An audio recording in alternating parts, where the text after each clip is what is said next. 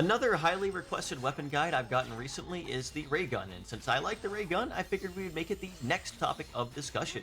The Raygun is one of those damage-based ranged weapons that often gets overshadowed by the dual guns and sits in a bit of an awkward spot compared to some of the other weapons in the game, but it does have some cool things it can do, and it is a great complementary weapon in the Mastermind class to the knife to maximize ether damage as much as possible. And that isn't just for Core Crusher this time. The Raygun actually does have ether-locked arts and leans into that element. In this video, we'll be looking at the Raygun, discussing all its strengths and weaknesses, and showcasing how to use it most effectively. And as usual, if you enjoy guide content like this on Xenoblade Chronicles X and want to see more on the remaining weapons and other types of guides, please do be sure to subscribe to the channel because it does help me out so much. I'm getting very close to 100,000 subscribers and would really love to hit that milestone soon, and every little bit helps. Let's get started. So if we look at the arts of the Raygun, a lot of them aren't the most useful arts, but the ones that are useful can be really powerful if you use them correctly. And a lot of them are very situation specific as well, meaning you're not likely to run too many of them on the same kit in a lot of situations.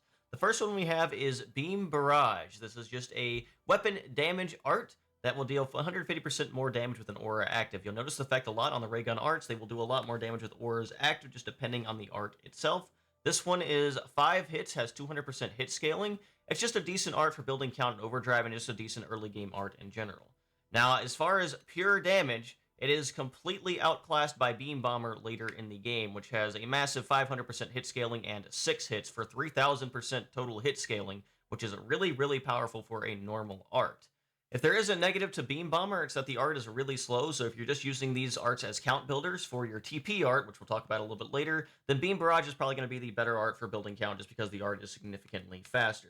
But otherwise, they have the same bonus effect and are both weapon attribute damage based, so Beam Bomber is going to outdamage Beam Barrage 100% of the time. Now, you could use both on a ranged attack build and just kind of alternate them, and that is definitely an option, but if you are just going to use one as your primary source of damage, you're probably going to want to go with Beam Bomber. Now, I am going to show off some ranged attack damage later in the video, but I'm going to be primarily focused on the TP art that we'll talk about a little bit later in this video over that. These are your only real ranged attack damage yellow arts. As you see, you only have 4 yellow arts total, and one's a TP art, and the final one here is a Gravity Blast. And this one is not really a damage-based art. This one is just for inflicting topple mainly. It is immediate reuse, has its bonus effect, and inflicts gravity damage. The main purpose of this is just for the topple effect. It's not for any kind of actual damage. Now, you can use topple with this weapon, but since I just did that with the assault rifle, I kind of want to show off something a little bit different in this video, even if it's a little bit harder to pull off. So we're going to be mainly focused on that instead. But you can do some topple locking and topple strategies with the Raygun as well. You don't have stun like the assault rifle does, so it's not going to be as powerful, but you do have that option available to you as a way of having survivability, since that is a bit harder to come by with the Raygun since you don't have access to Ghost Walker. So this is just an additional art that grants some form of survivability. Next up, we have Gravity Cloak. This is just a standard buff that grants gravity resistance up. If you need gravity resistance ups, depending on if you're fighting a certain enemy and are just going to be trying to tank actual damage, this can be useful. Otherwise, it's probably just useful as a green art that you can use before your yellow arts to build up your overdrive count. Otherwise, you probably are not going to be running this or really need it for anything, so if you have better green arts, you can probably pass on this. Next up, we have Subterfuge. This inflicts debuff resistance down. Now, this is probably more useful earlier in the game, but once you get access to overdrive, I would say it is probably going to be less useful overall, simply because, well, you don't really need to inflict debuff resistance down when you have overdrive, which automatically lowers enemy debuff resistance by 100% at max count. So you're likely going to be easily able to apply most debuffs to a lot of enemies anyway. If there is enemies with really high debuff resistance, you can definitely consider running Subterfuge. The really cool thing about this art is that's one of those 3-hit purple arts, so it does end up being really useful because of that. You can get a lot of count back in overdrive, but we also have another 3-hit purple art that we can use, which I like a little bit better for its bonus effect. So we'll probably be ignoring Subterfuge over that one because of that. Next up, we have Clarity Ray. This will remove debuffs and grant ether resistance up. This is probably better than Gravity Cloak, is just a general green art that you can use before yellow arts and overdrive to build up your count. This is a more useful effect of both removing your debuffs and also granting ether resistance up, and I think resisting ether is probably a more useful thing to resist depending on the type of enemy and what enemy you are fighting. So, otherwise, it's very similar. If you have a better green art, you're probably going to pass on this, but if you have nothing else better, you can run this absolutely to build count and overdrive. And then next up, we have a Myopic Screen. This is the other 3-hit purple art that you can use in overdrive to get 3000 TP back at max overdrive count. Very good art because of that. Blackout's a pretty decent effect. It basically affects enemies' accuracy and allows you to evade attacks a little bit more often. It's not the strongest effect in the world, but it's a more useful effect than Subterfuge, in my opinion, so you're probably going to want to run this, especially because you really do want this to make sure you can build up that TP and Overdrive, because that 3000 TP is going to be one of your main ways to get your TP back when you are using the Raygun weapon, since it's a little bit harder to build TP with this weapon otherwise. Next up, we have Ether Blast. This is a 600% scaling 3-hit art, so it does 1800% scaling total, which isn't the most in the world, but you can do a lot of damage with this art regardless, and it is locked to the Ether attribute, and it does do 200% more damage when you have an aura active. This is locked to the Ether attribute no matter what, so that means it actually does combo extremely well with Core Crusher and stuff like that, to anything that boosts your Ether damage. Now, compared to Beam Bomber, the total ratio is lower, and it's also running off the potential stats, so your build's going to have to be different than something that you would do for Beam Bomber, but it's still a pretty useful art, and I do actually think this art can be really powerful with the right weapon types, just because you can run any type of weapon and use Ether Blast and still get the full effect of the Ether damage. And that means you can actually run some really strong weapons with some really powerful traits that you normally wouldn't be able to, since you normally have to use an Ether weapon. So that is one actual benefit of Ether Blast, and why I did want to kind of show this off in this video. Next up, we have Pathogen Blast. This is another purple art. This one inflicts the Virus bonus effect. Virus will disable any enemy ranged attacks and arts, so that can be something that is somewhat useful depending on the enemy, although a lot of the strongest enemies will be immune to this, sadly. But it is something to consider, something to keep in mind, and something that could help out depending on the enemy. And then, of course, we have Beam Bomber, which we already talked about. Very powerful art, one of your strongest damage options you have on the class, especially if you're running ranged attack builds. Master Gunner is the Raygun aura. This will boost ranged attack, boost potential, and boost appendage damage. Very, very good aura in general. Ranged attack and potential boost is really, really nice to have to increase your damage as much as possible. Now, funnily enough, these values are the exact same as the potential and ranged attack boost on full specs. So whichever one you run does not really matter if you are using the knife as the supporting weapon for the Raygun, which I am doing. The only reason I am choosing full specs instead is because, well, it boosts your ether resistance, which is a little bit more useful of an effect than boosting your damage dealt to appendages, since obviously we're going to be using Core Crusher anyway, and we don't really want to use our electric weapon to kill the appendages faster, since we want to take advantage of Core Crusher. Regardless, though, this is an almost identical aura. There's not really too much difference here between this and full specs. If you are not running the knife as a supporting weapon, this is just as good, basically. You miss out on some ether resistance, and you might accidentally do some extra damage to appendages, but it really does not matter too much. A great aura regardless. And then finally, we have Bahamut Wave. This is a new art to this game that can be very, very powerful in very niche circumstances. This will essentially spread status debuffs to enemies, and the more useful effect is going to be the 40% chance of raising the effect level of all of your debuffs by 1. This is really, really powerful, because a lot of times you cannot inflict the highest level of a debuff, but by using this, you can raise that all the way to level 6, and that has some really, really powerful applications that can make a lot of debuffs significantly more powerful. Like for Shock and Blaze, it'll increase the damage of those damage over time effects. For your Virus or something like that, it'll increase the effect of Virus. If you have, well, Blackout, it'll increase the effect of Blackout, make it harder for enemies to hit you if you have this equipped and you use that. This can be a really, really powerful art depending on the situation, so it really just depends. As I mentioned before, for the Raygun, you might have to get more creative with survivability, since the only thing on the Raygun kit itself is going to be the topple art that you have that really increases your survivability, and maybe ether resistance up depending on the enemy that you are fighting. So you either might have to spec into resistances depending on the enemy you are fighting, or get more creative with it if you don't want to try focusing on topple locking. One is you can either maybe use a melee weapon that has one of the reflect auras instead, but then you wouldn't be able to run Master Gunner, which can be a little annoying since you wouldn't get as much damage, but that is definitely an option if you want to try to have the reflect build. But that also means your TP art and your potential base damage is going to be nerfed a little bit, so you wouldn't really be able to take advantage of Ether Blast, and you'd probably want to use Beam Bomber in that case.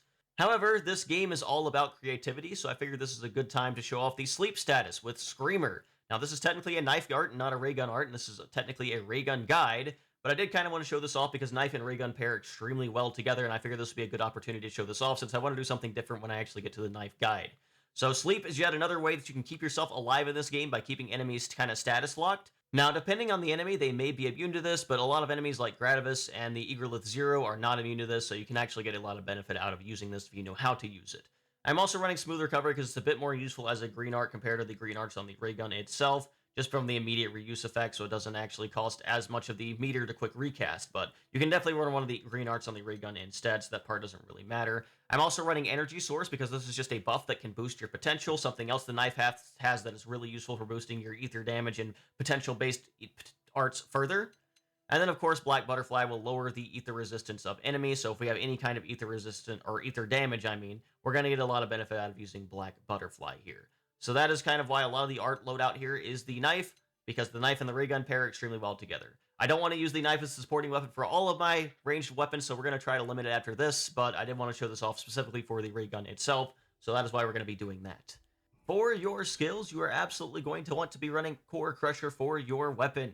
Core Crusher is really, really good on the ray gun, since obviously you have an ether-locked TP art, and you can get the most benefit out of it by having Core Crusher equipped. As I mentioned before, this is a completely independent multiplier to all other sources of damage, one of the absolute greatest damage boosts in the entire game as long as you're using ether-based attacks, and it combos extremely well with the Ray Gun's Ether Blast, which allows you to run any kind of weapon and still get the ether-based damage. So very, very nice for that.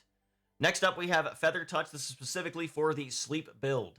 This will grant a 100% chance of not waking a sleeping enemy when attacking with an art. Now that part's really important. When attacking with an art, your auto attacks will still wake the enemies. So that means you need to be very quick to make sure that you are always in the animation for an art when you are doing this, meaning this is 100% an overdrive-based build, because you want to make sure you are 100% attacking with arts at all time to get the most benefit out of this, so you don't have to run any other types of augments or anything else to make sure you're not waking the enemy with your auto attacks, right? So that is why we are doing this. Now, obviously, if you're not running the sleep build, you can replace this with a damage boost or with like fast forward or something like that to just kind of increase your cooldowns further. Inner Search will boost our potential by 20%, increasing all the damage of our potential-based TP arts, a very, very good skill to have as well. Secondary Accelerator reduces all secondary cooldowns by 50%, great art to have to use our cooldowns and our arts more often. And then finally, we have Tactical Analysis. I'm just using this to reduce enemy debuff resistance by 24%, just to make sleep a little bit easier to apply, but you can definitely replace this as well. There are plenty of options available to you. Combo Gunner can be something really good to increase your range damage arts. Trigger Happy can be really good to increase your cooldowns when you're using a ranged combo, if you're going to combo your ranged attacks into your Ether Blast. There's a lot of decent options available to you here, depending on what you plan to do and what you potentially want to do. If you're fighting something with really high evasion, you also have a way to increase your ranged accuracy. So Steady Hand can do that on the Commando class line. There are some other decent options available to you as well. It really just depends on what you want to do. You can also increase sleep duration. That is another potential option available to you if you want to make the enemies sleep a little bit longer so you don't have to constantly reapply it, which actually does have some benefit simply because sometimes the art can be a little weird, and we'll talk about that a little bit when we get there, but there is a benefit to upgrading sleep duration that you could consider using. For my gear, as mentioned before, I'm actually running this Candid Incredible Electric Attribute Raygun. The reason for this is because Ether Blast is locked to ether damage, so it does not matter if I'm running this Electric Attribute Raygun. The reason for that is also because the traits on it are extremely good. I have one with both potential up and potential boost, so we can get a lot of potential out of using this, which is really, really strong and really, really powerful, just so we can do as much damage with the Ether Blast as possible. This is the strongest Ether Blast you can get, despite it not being an ether-based weapon, so that makes it additionally kind of useful to have that Ether Blast always being ether-locked as an element. I'm also running a knife that has potential boost up on it. I did not max the trait on it, but you can max that trait to get more benefit and more potential if you wish. The augments themselves are going to be 5 Appendage Crushers, just to make sure we cover our bases there, to do as much damage as we can with that independent multiplier by softening enemy hardness to the maximum value.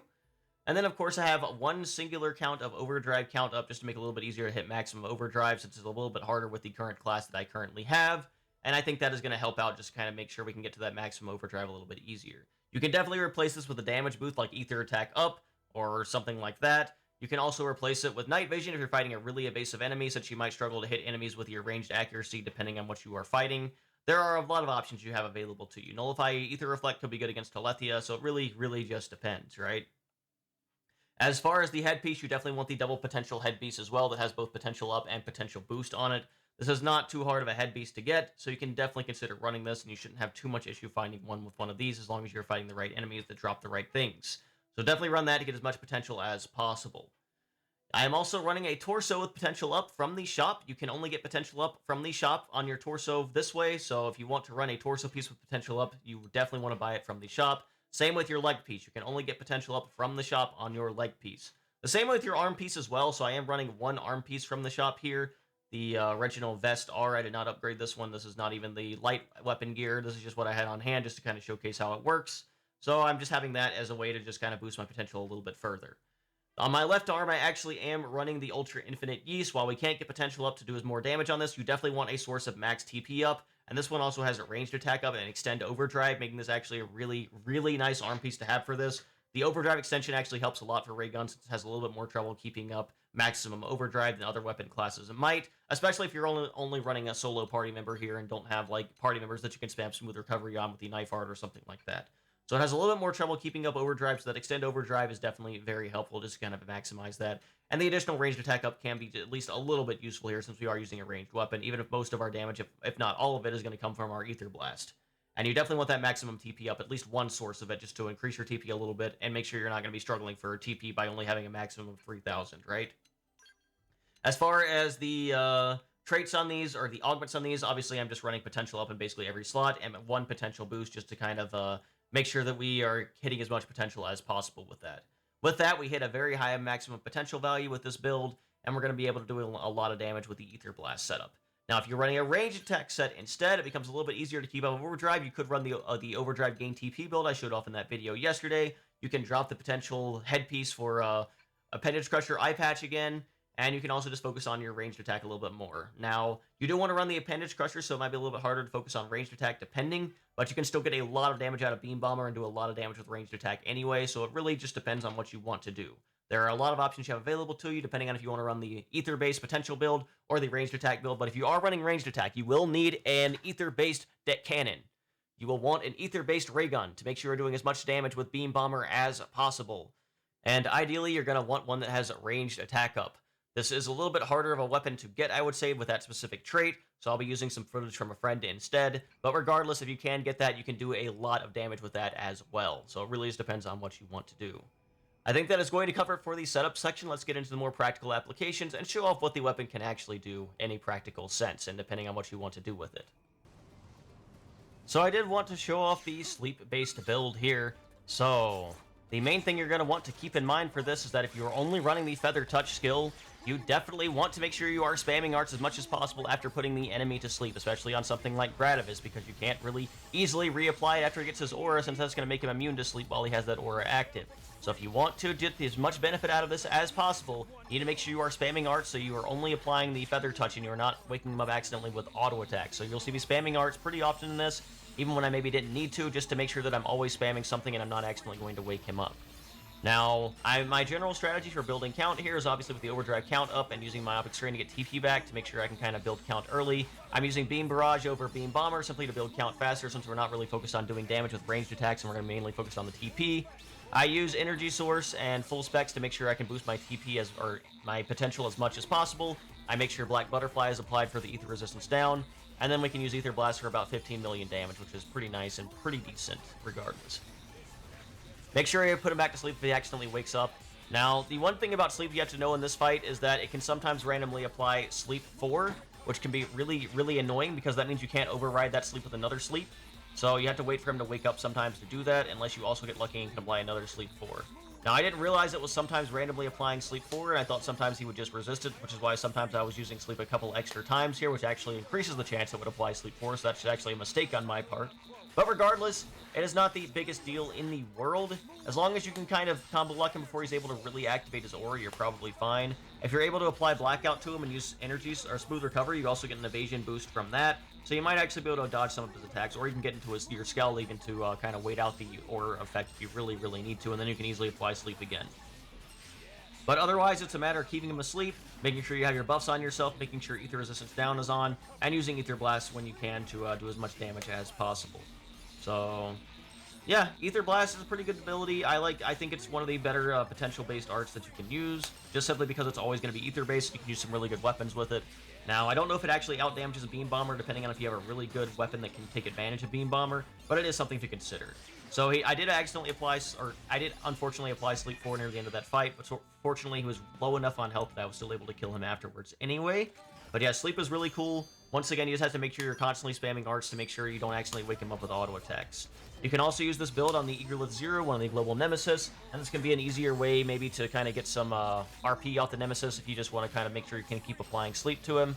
And once again, you can also run the additional sleep duration, which can be really, really useful as a skill effect, just to kind of make sure you're not accidentally applying that sleep 4 when you don't want to. This is the one time a higher tier of debuff can be really, really annoying. At least one of the times it can be really, really annoying. So that is something that can be kind of annoying, but it's not the biggest deal in the world. Once we use Ether Blast here, you'll see the RP go down quite a big, significant amount. Now, you don't necessarily have to run the knife as the support, as I said here, but it is probably going to be one of the most useful things to have as your supporting weapon, simply because you get access to 2 easy ways to boost your potential, and you get access to Ether Resistance down, which is really, really nice to have to boost your Ether Blast damage as much as possible. So that is why I am running it, and why I think it is going to be the most beneficial thing to have here. Now, if you want to run a Reflect build, or want to use something else to increase your survivability, that is possible.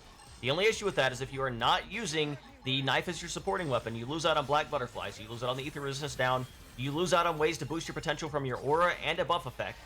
So that is something else that can be additionally negative, since you're going to be losing out on a lot of potential from those potential buffs. And that can just kind of make it a little bit harder to actually do as much damage with the Ether Blast build as you can. And that is in these situations where you're not able to run knife as a supporting build, I would say that Beam Bomber is probably going to be the stronger option to have that you have available to you. Because, well, even here, I'm trying really hard to just kind of make sure that I can build up my TP. And it's going to be a bit more difficult since Telethia is very evasive. I had to change up my build a little bit, and even then I'm still not hitting him entirely sometimes. But I am doing what I can to just kind of build up my TP and just kind of make sure I can keep Overdrive active. And without the potential boost, my Ether Blasts are going to do less damage regardless, as you saw from that first Ether Blast, only doing about 500,000 per hit. Additionally, if you're running the Reflect build just from like a melee weapon, you also have to give up some potential in your augment slots. So just all around, it's probably just going to be generally worse. Not to say that you can't kill Telethia, but it's going to be significantly more annoying here. But it is possible. It is something you can do. You're just going to probably have to leave mid-fight to fight him in the second phase on the ground. And then he can also potentially make you fight him in the third phase in the air as well, which is going to be much, much harder to actually do on foot. So that is something that you're going to have to keep in mind if you end up doing this. But, you know, Vortex from the Javelin can be something you can do to kind of keep fighting him in the air in the third phase if that does become a prevalent issue here. But regardless, I am going to be able to get a decently powerful Ether Blast off here. I'm trying to make sure that I have enough TP before that happens. And I finally get to about a 91 count after a while. It's much harder to build count with the current setup because I had to get rid of my Overdrive count up, since I needed to make sure that I could hit Telethia and also nullify the Ether Reflect. So basically everything just kind of works out in a way where it is significantly more difficult to get as much damage as possible out of this build, which is kind of annoying. But, you know, it is what it is. But, hey, once I finally get a setup, I was able to do a decent amount there, almost a million per hit with the Ether Blast. Not terribly bad. However, as mentioned, the Telethia is a really annoying enemy who likes going invincible. I'm not going to show the full fight, but as you can see in the second phase, you're able to still build up Overdrive count again and kind of do the exact same thing. And then, of course, sometimes if you're able to kill him in the second phase like this, he'll go into a third phase as well, which can be really, really annoying. All in all, there's definitely a lot more stacked against you for a boss like Telethia, so he's definitely one of the more annoying enemies to fight. I want to show off this footage from a friend of mine about the Beam Bomber build, which you can actually use to one-shot Telethia if you have very specific traits and are in the right weather and have a really nice setup and, you know, all that kind of stuff. But regardless, Beam Bomber can do more damage since you're not really like having a build that is contradictory to itself and having to run like Reflect when you need to run potential to do as much damage as possible. And it can help a lot just having a setup that just kind of allows you to do as much damage as you can. And basically one-shot him before he's actually able to damage you. That is definitely an option you have available to you in a lot of these fights. Just kill the enemy before they're able to kill you. So you don't have to worry about defensive options at all, like Reflect or anything like that. So Beam Bomber, really, really good art since it has a really high scaling, and you can kind of just see that here. Once again, you will need an actual ether-based Raygun for this, though, so that is going to be the one weakness of this, if you can really even call it a weakness. But Beam Bomber can be an extremely powerful art if you're able to spec into it and kind of take advantage of that. And my friend is showing off the build here. If you want to kind of take advantage of that and use that yourself, make sure to pause since he does scroll through it very quickly at the very least, though. All in all, the Raygun is definitely a fun weapon, but it does have some more challenges compared to some other weapons, depending on what you're using it for. But it is a fun weapon that does have some really nice synergy with the knife. You're able to kind of take advantage of all the aspects of that. Now, once again, the Ether Blast may not be quite as good as Beam Bomber, depending on if you can actually get that really hyper-specific setup that can do a lot of damage, but I still think Ether Blast is a really fun build to kind of take advantage of, and it does allow you to use any type of weapon, which can be really, really impactful and really useful also. I think that is going to cover it for this video, though, so if you did learn something, please do be sure to like, comment, and subscribe, and please look forward to all of my future guides on the game. I'll be covering the remaining 6 weapons. I'll be making a tier list, which should be out pretty soon, and I'll probably be making some other generally useful guides, especially for new players as well. So, once again, thank you all so much for watching. Have a wonderful and a blessed day, and hopefully I will see you back here soon.